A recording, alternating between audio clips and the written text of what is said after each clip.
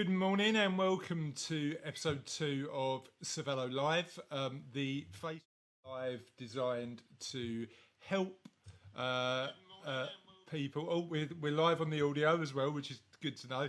Help people make sure that they're making the right financial decisions, particularly in this really unusual time. So thanks for all of those who tuned in last week. Hopefully you really enjoyed it, and I know that we had some really good feedback from our viewers and listeners about what John was talking about in terms of help and support, understanding what was provided by the government in terms of supporting both the self-employed and employers. So thank you for your feedback. It's massively appreciated. Today I'm joined by Demi. Demi is a colleague of mine at Cervello.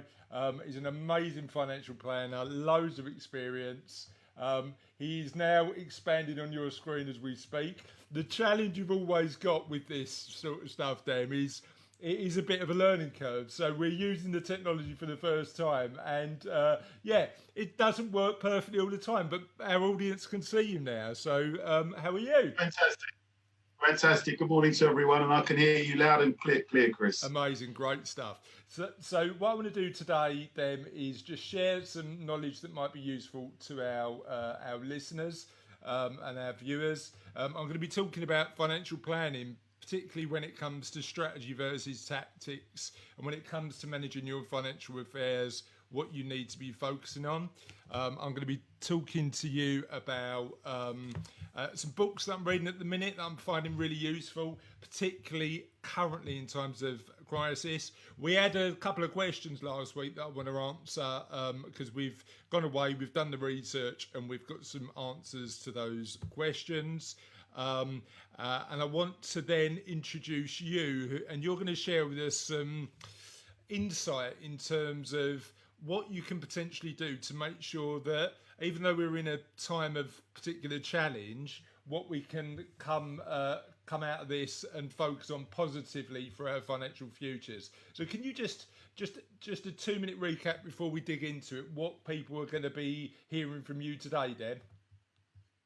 Yeah, I mean, I've been thinking the last 2 or 3 weeks, how and when should we contact clients, and what I've realised is that this current situation has created a huge emotional impact on our clients, and I'm going to be talking through some of the phases of that emotional impact, and the times and places I think we can intervene and help and perhaps prompt them, because people are perhaps feeling a bit trapped, a bit apathetic, and so I want to explore ways that we can make contact, what we're suggesting we talk about, and how we help them really to move forward at whatever pace they feel comfortable with in the current circumstances. Yeah. And that pace is personal, right? Because I've had clients who have been moving forward as usual and feel quite comfortable in this situation, but others where they're feeling a bit more cautious. And it's always that case where when and where you're ready to move forward is a deeply personal thing, right?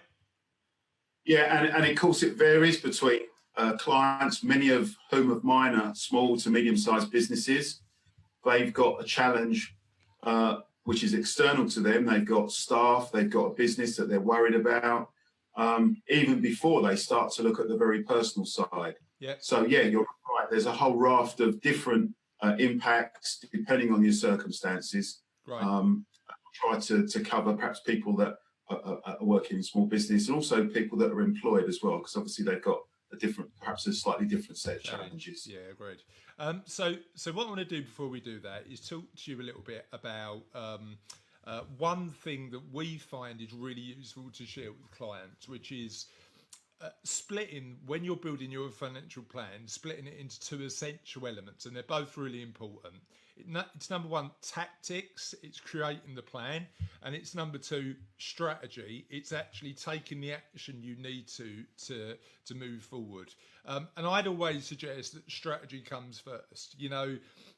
If you're in a position where you take action without knowing where you're going initially, it's really difficult then to, I don't know if you've ever heard that analogy, Demi, you know, if you're in a position where you spend 10 years climbing up a ladder and then you realise it's up against the wrong wall, it's probably like 10 years wasted, right? If you're not achieving what you need to achieve, it's a difficult one. Absolutely. Sometimes we go from habit, we do things not necessarily reevaluating. We've done it before, so kind of that's what we're going to do tomorrow. And sometimes breaking that cycle can be helpful. Yeah, and certainly what we do as a business is ask some of the questions that are important to people to get them thinking about what the future looks like. So strategy first, what is important to you? You know, a plan of action designed to achieve a longer term goal. And it then comes to asking a bit more of a fundamental question sometimes about clients, which is, what does success mean to you? Because often that definition of success isn't always financial. So what does success look like now? What does success look like in 10 years' time? What does success look like when you're 60? And if money, which it usually is a part of that, what do you need from a financial perspective to achieve financial independence? But bear in mind that success isn't only about the money. It's about freedom of time. It's about freedom to spend time with the people you love. It's about making memories for you and your family. I'm speaking a lot more with both my clients and thinking about in my own life about the importance of giving back. And I know, Dem, you do some mentoring, don't you? Help me understand the reason that you do that, because that's not about the money, that's about the impact of your life, isn't it? Yeah, I mean, I recognise that I've been in financial services for almost 4 decades, and the style of delivery I've always adopted is really one of a coaching, and where clients, you know, value it, a mentoring style.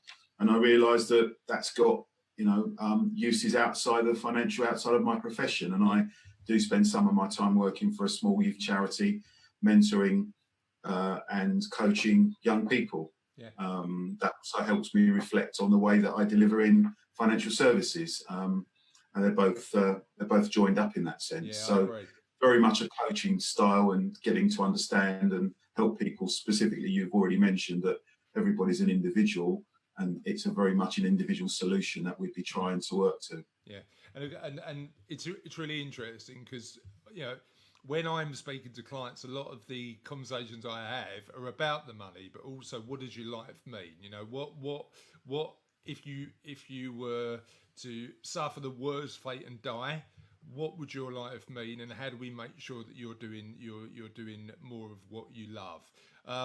There's a really good book. Yeah, that's where it really starts, doesn't it? I mean, having that vision and that perspective of where you want to end up, visualizing that, it is really, for me anyway, where it starts, because those are the drivers and the motivators that will encourage and support clients to get to that objective. Yeah, 100%, mate, 100%. So it's really interesting though, because when we're building financial plans, there's two people that always spring to mind, and they're weirdly Winston Churchill and Eisenhower, because they had quite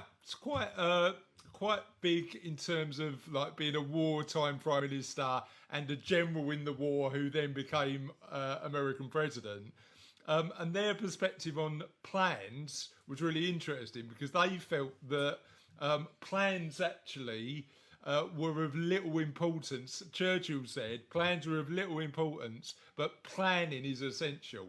And the reason he said that is because plans go wrong. You know, life gets in the way of a plan, and certainly the current situation we find ourselves in now has shown that despite all of the good intentions about planning, you know, external factors will make you have to reevaluate that plan.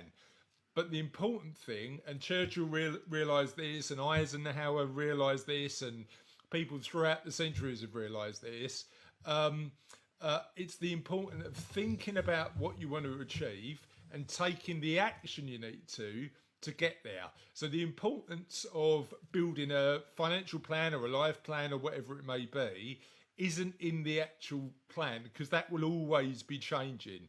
The important bit is the thought process. And again, if you choose to work with a financial planner in partnership, working together with this, the thought process of thinking about what you want your future to achieve. And we do that in a bunch of different ways. We use a piece of software which is like a financial GPS. We call it cash flow, and we help people build financial plans. But there's a really good book that I want to recommend to you. I'm reading it at the minute. It's called Atomic Habits by James Clear. And I'll be talking a little bit about that later. And he talks about the fact that you're never going to get the plan perfect. Perfection is the enemy, effectively, of done. So as long as you're taking action and moving forward in the right direction, that's the most important thing. And that's when it comes to tactics. Having a plan first, but then taking action to move towards that goal is really important. Sun Tzu, and it's getting a bit military, Dem, today, because I'm going to quote Sun Tzu from The Art of War, who said, tactics without strategy is the noise before defeat, because if you're running before you've got a plan, you're probably going to lose. But strategy without tactics is the slowest route to victory, because you and I know that you need to take action to achieve stuff. You need to make sure that you're taking action towards a goal. Have you read The Art of War? I haven't. I must admit. But one of the things that you touched on there is that running in the wrong direction, as energetic as you might be a really bad thing. So it's good to orientate, make sure that your efforts are being put in the right place. Yeah, agreed. And sometimes the challenge you've got, I think, sometimes is that place. Certainly for me, it has. That place changes throughout your life. So what you wanted to achieve at 20 is probably different at 30, different at 40, different at 50. Throughout your life, what you're aiming to achieve changes. So really important to make sure that you're going through that process of planning on a regular basis to see whether you're still on track. So that's really important. And then the elements. And then what I want to do today, just very briefly, is share 3 tactics. And these are practical things that you can do to make sure that your wealth is better. Number 1, look at pensions as a vehicle to save. And the reason I say that is purely and simply because the government gives you free money if you're in the right situation. And currently that's quite a good thing to have. Particularly for business owners. There's a really good book that I love, Dem, called Rich Dad Poor Dad. Have you read it? No. And one of the tactics that he uses in that is pay yourself first. And the reason that's important is because there's a tendency to get to the end of the month if you're saving for a financial goal and find yourself with no money left. And the reality is the best way of doing it, the best way of saving for whatever financial goal, short term or long term, is to make sure that as soon as your money comes in or you get paid, effectively you pay your future self first by putting that money in a pot. And that by doing that, you're more likely to achieve those goals. And number 3. And in particularly at this current time, look at where you invest. Make sure you invest in low cost and make sure that you're splitting the money globally. And certainly a lot of the clients that we're looking at the minute and helping are focusing on making sure that they invest appropriately. Just want to highlight a couple of questions that got asked last week, and because we had effectively a special on the government support, there was a couple of questions on what the government were providing to people to support them through this difficult time. Now, can I ask any questions you have from today or in the future when you watch this back? Feel free, wherever you're watching it, YouTube, Facebook, wherever you want, feel free to put your question on the comments. And if Demi and I can't answer it today, what we promise you is that we'll come back and answer it at some point in the future. But we had some really good questions, so feel free. I know that there's a bunch of people at the minute watching Facebook Live. Thank you for watching. Any questions that you've got, I've got my assistant, Charlotte, here, just off screen, checking the questions. And if you do have a question, we'll be able to help you with that. But a couple of questions we had from last week. One from Jags: does universal credit become redundant for anyone who owns a property? So can you get universal credit support if you own a rental property, for example? And the answer is it's really unlikely that you'll get universal credit if you own a rental property, because universal credit is means tested, okay?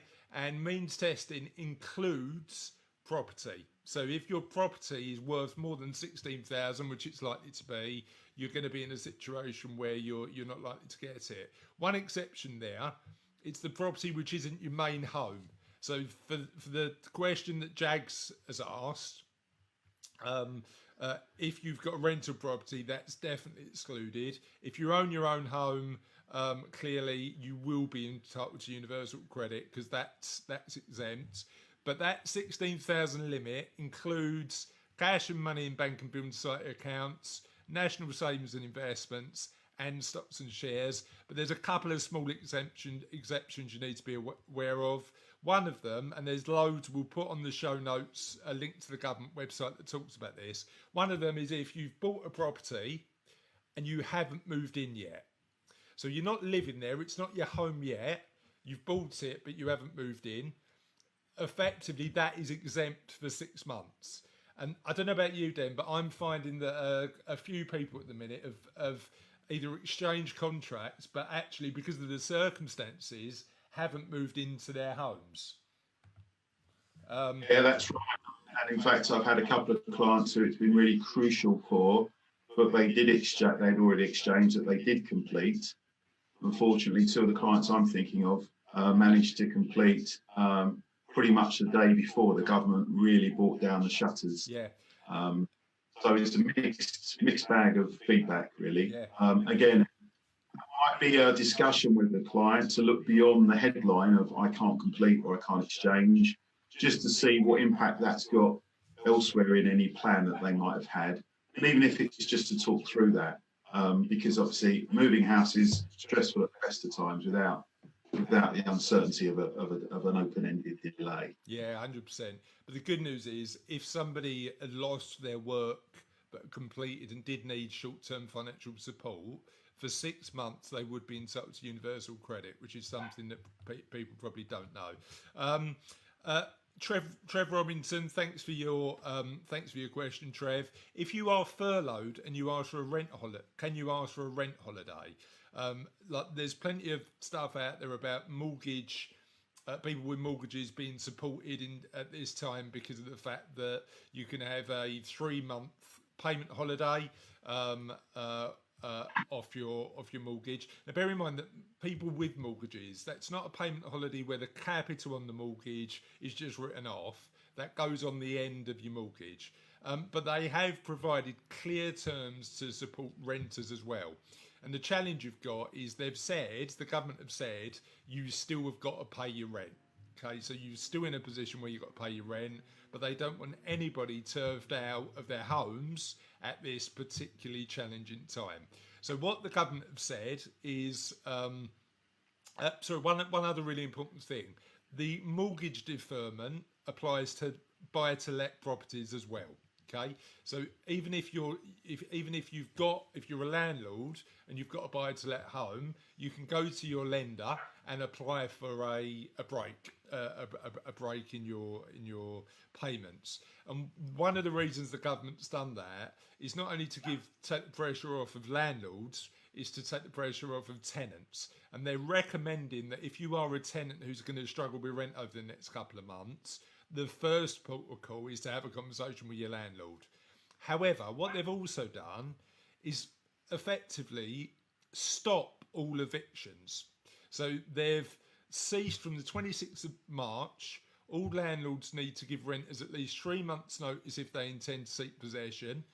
And landlords can't apply to start the court process and evict for at least 3 months. So if you're a tenant who's worried about being thrown out of your home, actually you're in a position where that can't, by law now, happen for at least 3 months. And what the courts have also done is make sure that any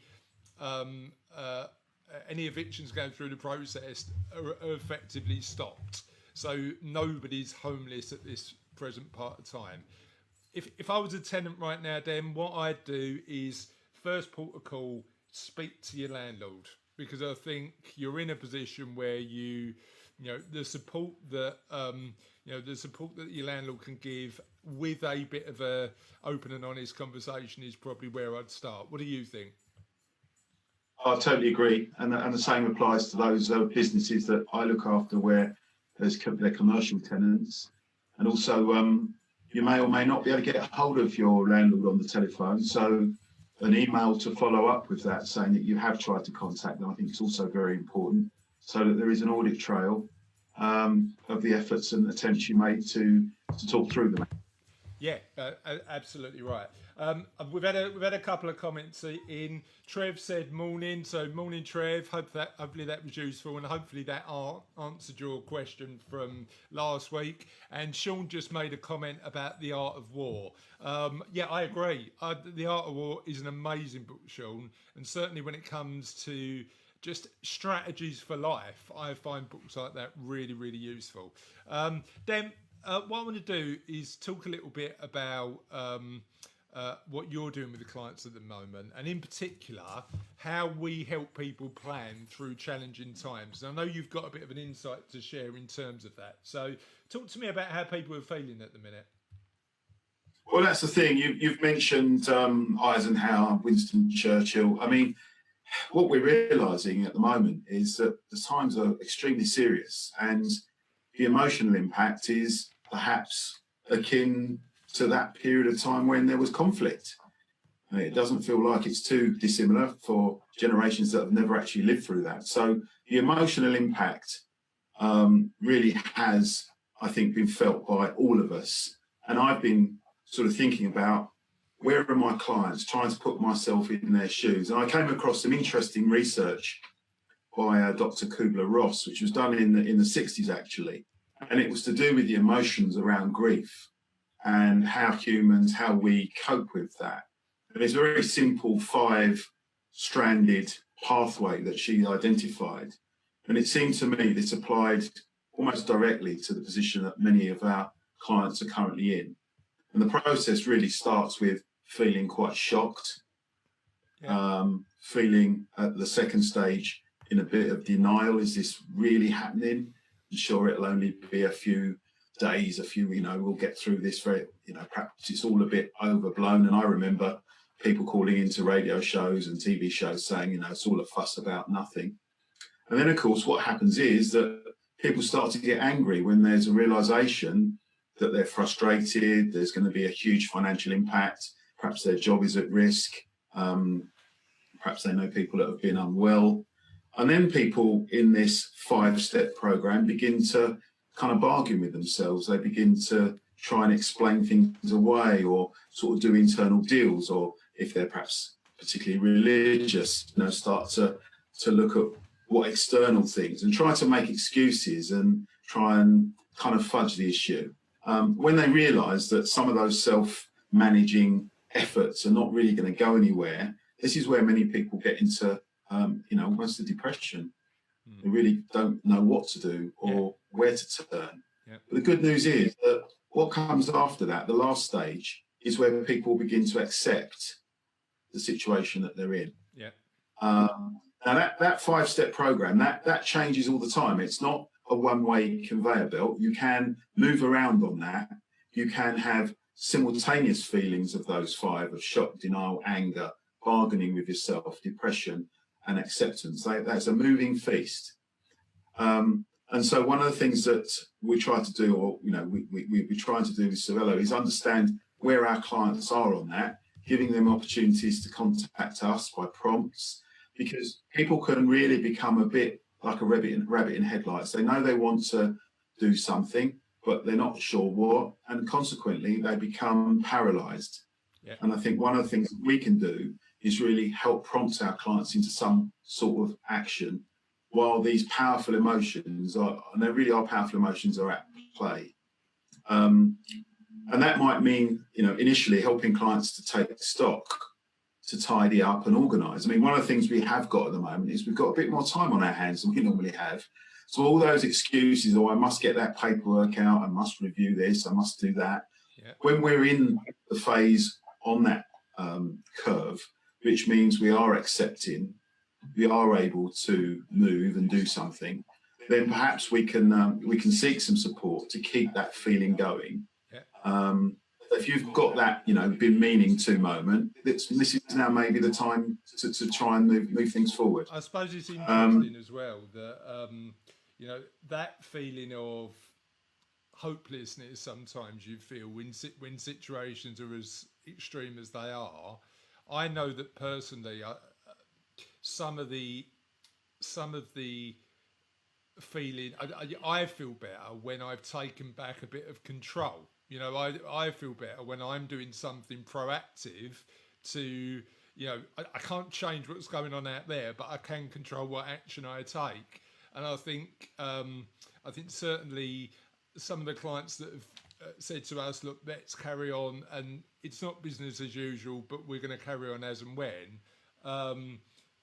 We are in a position where they want to take back that element of control and start focusing on what happens after this is all over, because it will end. There's an element of insecurity at the minute, right? Yeah, and I think those clients that were able to formulate a plan before all this happened, they'll be looking at their plan, and if those plans were powerful enough and real enough to them, that will certainly help them to get back on track and certainly start to look at their financial situation and is it going to impact, or where will it impact on that plan that they had so carefully thought about and felt. And so that's why sometimes it is really important to have a plan, to have a target and an objective, because the journey can be a bit meandering. But if you know where you're going, and if you have made a plan, then we can look at it. If you haven't made a plan, then maybe this is the time to start creating an objective for yourself, so you can build some, inertia around what you need to do. In a practical sense, that might well be that if you're an employed person that's been furloughed, it may be that you have benefits, employee benefits that have been impacted.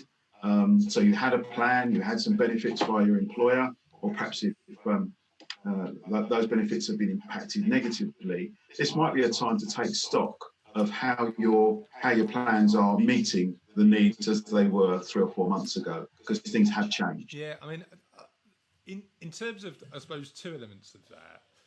If somebody's got a plan already, or somebody's thinking that this might be a good opportunity to start thinking about their financial future, how do you start to explore building that plan with somebody? First of all, is to understand them, understand where they are within this process I've described, these 5 stages, and then talk to them and listen carefully. Yeah. And feed back and ask them questions about where are they going, what is their plan, what is their exit strategy, what does life look like for them at X year or Y year, and start to get them to live their life and foresee what they would like to happen. Sort of bring it to life, really, before we start building the sort of reverse engineering the building blocks, and in particular the financial building blocks, and help them to draw up a realistic plan that takes them some or all of the way towards the objectives they'd like for themselves in their life. And it's not only about the money, is it? It's about, I'm a firm believer in actually having a financial plan is about getting you to a point where you're spending a asset that actually is more valuable than money in the right way, and that's time, because that's the ultimate finite resource, isn't it? Yeah, I mean, look, a carpenter talks about making a beautiful chair or a beautiful window frame. They don't focus on the drill or on the power cable they're using, or they might focus, of course, on the type of timber they're using because that's integral to the final look. Yeah. But we can get caught up on products, whereas I think you're very right. We start with where are we going? What do you want to achieve? Yeah. And then at Cervello, what we do is help to get there, and that will involve products, that will involve strategies as you described and tactics earlier. Yeah. But very much, where do you want to get to? And importantly, refining that, because that might change slightly over the years, and reviewing that on a regular basis. Yeah, I mean, it's really interesting as well because I've got a decent number of clients who have achieved financial freedom and have chosen to continue to work. And it's a weird one because I think interestingly that concept of retirement for me is a scary one. Because actually, I love what I do. You're spot on. I mean, one of the things I do ask clients when they talk about, the retirement word, that means different things to so many different people, is what will you do with your retirement? Yeah, how are you going to spend your time? With quite a pause. And questions like that, in a business sense, I might ask a business owner, what's your exit strategy? And sometimes that creates a silence. Yeah. And that's a good silence, because often it means people are thinking that's a question they've maybe asked themselves, or if they haven't, the first time that they've had to really think about it. And that begins to inform some of the objectives that they might want to set for themselves once they've had time to talk to, their business partners, their life partners, their spouses. So these conversations, you ask, how do I do it? It's having these conversations. Yeah. And almost being a confidential echo chamber, particularly in business. Yeah. A small business owner may sometimes feel a bit embarrassed to ask business colleagues or their bank manager or something, if they know that they've got a secure place where they can ask, some questions that they might be reluctant to take elsewhere. Then that relationship with the client is really, really important. Yeah, 100%. And you can get real value as a client by having someone that you can call up. And as my clients say, I just want to run something by you. Yeah. Great. That's what we do. And that all informs the plan. It's not always fixed in tablets of stone. It will change. Who could have foreseen where we are today, even 2 months ago? Who would have realised where we are today? So there's very much, life is about change and how we cope with that. It's really interesting, Dem, because I mentioned it last week, and I've been hearing stories about individuals who are not clients of ours not being able to get in touch with their financial planner, and that frustrates, annoys, and confuses me a bit, because we need to be around for our clients at this time, right? I think you're in a position where, as trusted confidants and people who support people through stuff like this, if your financial planner isn't around, they're doing you a bit of a disservice. Yeah, I mean, I think it's my job, and I've always thought this, that when the going's tough is when we as financial planners, really, we should be coming into our own. Yeah, 100%. I read some stuff in our trade press this week about what advisors were doing, and there were some advisors giving their personal mobile numbers. I mean, I only have one mobile number, and my clients get that, and they know that they can ring me at any time. If it's 2:00 in the morning because they've got a member of family who's halfway around the world and is in real trouble, then they can honestly ring me. I mean, they're not going to abuse that trust. And so I do think that when things like this happen, we have to be there for our clients in all different forms. They may feel comfortable dropping us an email, a WhatsApp, however they want to connect with us.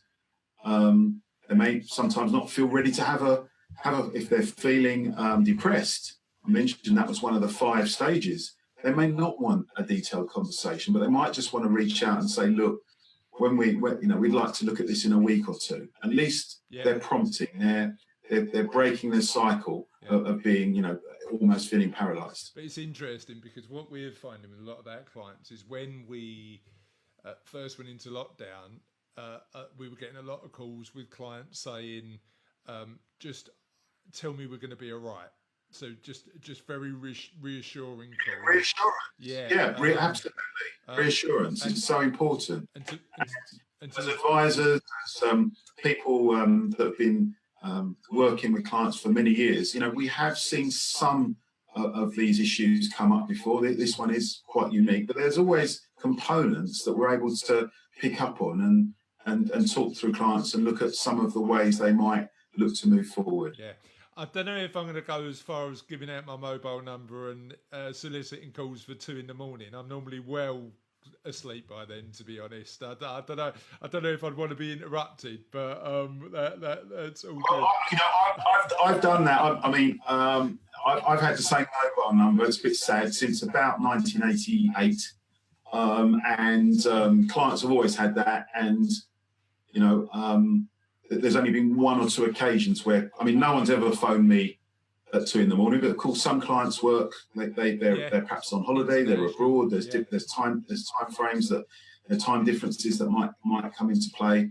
But I can remember some critical moments when clients needed to get hold of me, and often it was just about reassurance. Yeah. And that's a valuable part of what we do. And if somebody was through that stage of shock and depression and is now ready to start moving forward and thinking about taking action, what's the first step for them to speak to a financial planner and look at their financial future?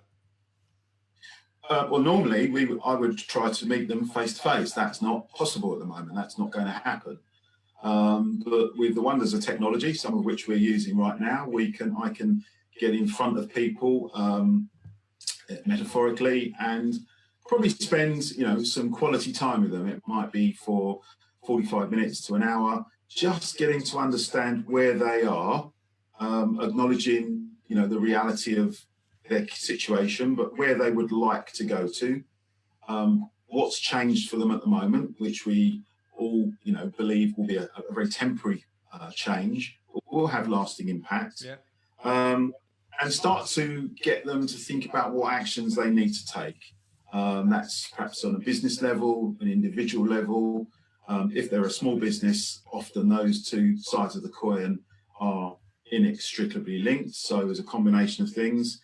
And starting to give them that reassurance, because as I mentioned, going through those 5 phases, you can go backwards, so hopefully a conversation will keep them feeling positive. You said something earlier about being in control.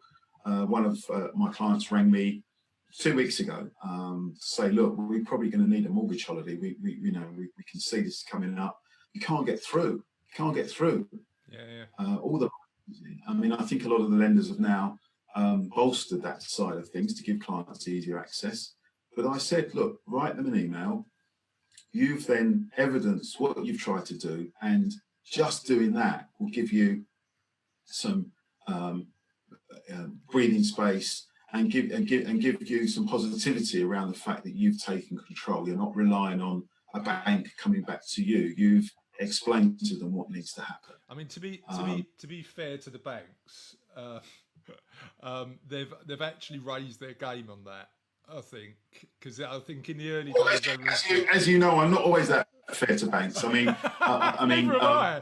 professionals, as intermediaries, we need to act first of all for our client, and secondly, for the provider. We need to get that balance quite right. But you're correct. I'm in talks with the banks on a weekly basis, and they have put a lot of resources where they're needed. Banks have had to retrain staff to cope with what's happening, and I actually do think you're right. They are making real attempts. All the banks I deal with anyway, real attempts to support their clients at this time. It's a really interesting one actually, because I think a lot of and it's the guys Cassie and Hervé and the guys we work with do an amazing job at this. We got I was sitting here, I run these monthly Inner Circle events where I get accountants and lawyers and stuff together to talk about a case study, and we've had to adapt that and start doing that via Zoom as well. And we've started to do that. And there was a knock on the door as I was halfway through this thing, and it was one of our clients dropped some paperwork off, along with some chocolates and wine, and shouted from their car, "Thanks for your help." Which is the weirdest. Oh, fantastic!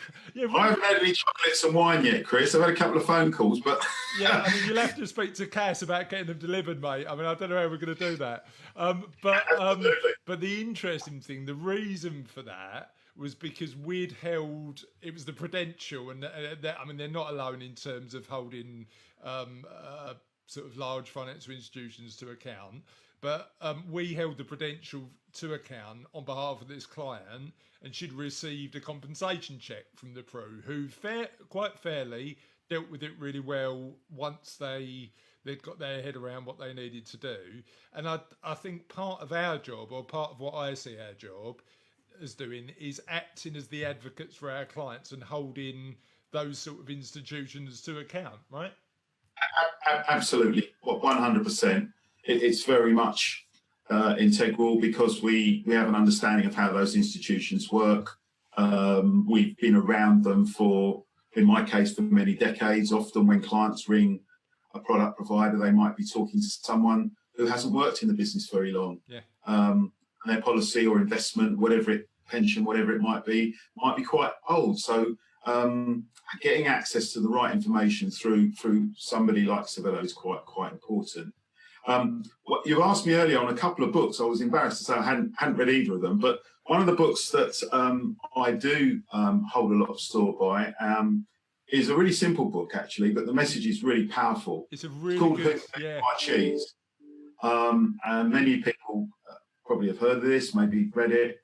I've got a spare copy here, Chris. I do keep a small stock because I use them in the mentoring and coaching that I do. But this book is really helpful to think about what we need to do about change, how change impacts on our life, and how we can work with it or think about it. And there's one going spare. If you would like to perhaps award it to anyone who sends in the best question in your view, but certainly there's a copy there that somebody could have. Amazing, thank you for that. If people need to get in touch with you, Dem, they're interested in understanding a little bit more about what you do, where's the best place to do that? Well, through the Cervello website or through messaging if they get hold of you, Chris. Also, if they look on Facebook under Demetrius Nurse, or they can get me via LinkedIn, or my email is demi.nurse@cervellofp.co.uk. My contact details can be also got on the Cervello website. Amazing. Thank you so much for joining us today. Really appreciate your time. Real useful insight for the people watching.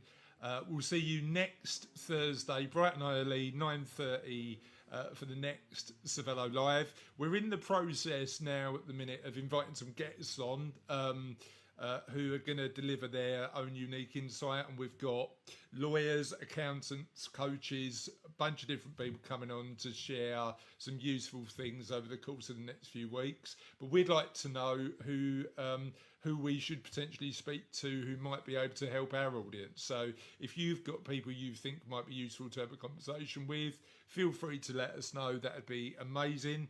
Thanks again for watching live. And we'll see you next week. Thank you, Chris. Thanks, Deb.